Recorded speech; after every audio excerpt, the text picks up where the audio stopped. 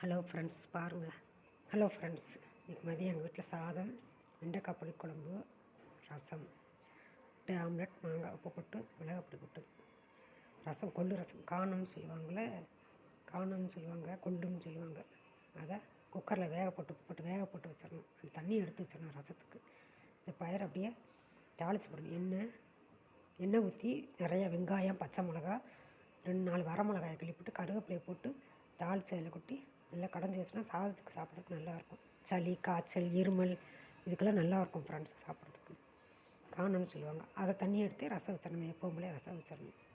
ஏன் ஃப்ரெண்ட்ஸ் இன்றைக்கி எங்கள் வீட்டில் சாப்பாடு